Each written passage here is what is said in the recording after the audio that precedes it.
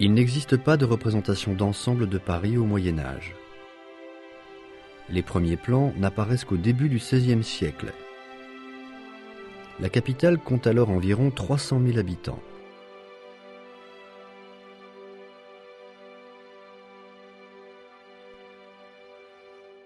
Vous allez découvrir le cœur de Paris, reconstitué tel qu'il était probablement vers 1550, au terme du Moyen Âge et du gothique flamboyant, et avant que l'île ne connaisse bientôt les transformations importantes qu'apporte déjà la Renaissance. Du pied de la tour de l'horloge partaient vers le Châtelet deux ponts presque parallèles.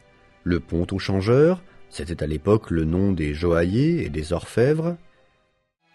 C'est au beau milieu de la cour du Palais des Rois de France que Saint-Louis, vers 1240, fit construire la Sainte-Chapelle pour abriter la couronne d'épines du Christ. Le roi y recevait ses invités de marque ou organisait de fastueuses cérémonies. Sur la rive droite et de l'autre côté du pont-Aumenier, dans le quartier le plus encombré et le plus fétide de Paris, s'élevait un château fort qui devint par la suite le siège d'une juridiction civile et criminelle, le Châtelet. Du côté de la rue Saint-Denis, l'apport Paris était depuis toujours un lieu de commerce où fut construite une grande halle, la Grande Boucherie. Les lieux sont les témoins des événements les plus sombres comme des plus glorieux. Dans l'indifférence, le même sol que l'on foule pour une fête religieuse a été horriblement souillé de sang la veille.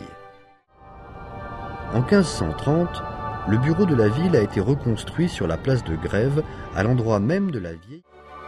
À cette époque, se mettre en grève, c'est venir sur la place pour chercher du travail.